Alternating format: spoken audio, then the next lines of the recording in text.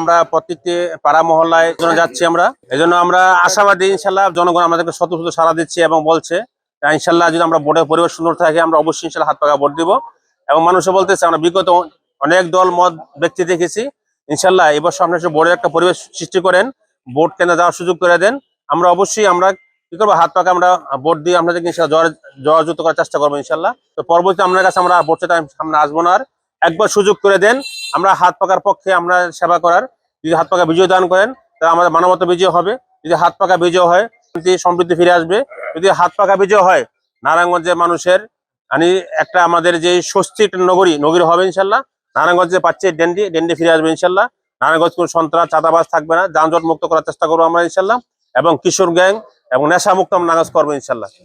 ইসলাম নারীদেরকে অনেক সময় সমান অধিকার অগ্রাধিকার দিয়েছে, আমরা ওই স্লোগানকে সামনে নিয়েই আমাদের মা বন্ধুরা বলতে চাই আপনারা নির্বিঘ্নে নির্দ্বিধায় সাহস নিয়ে আমার সামনে আসেন, আগিয়ে যান, ইসলামের পক্ষে হাত পাকা ভোট দেন। অবশ্যই ইনশাল্লাহ আমরা আপনাদের পাশে ন্যায়ের জন্য, সত্যের জন্য, আপনাদের মান সম্মান রক্ষার জন্য পাশে দাঁড়াবো ইনশাল্লাহ। এবং মানুষের আমরা শত সারা পাচ্ছি ইনশাল্লাহ, কোনো বাধা নাই। বিভিন্ন দল মতে মানুষ সামনে সাক্ষাৎ হচ্ছে, দেখা হচ্ছে, এরা বলে আসেন আমরা এই সমৃদ্ধর এবং পরস্পরের সহযোগীপূর্ণ ব্যবহার নিয়ে আমার সামনে আগে যাবো ইনশাল্লাহ।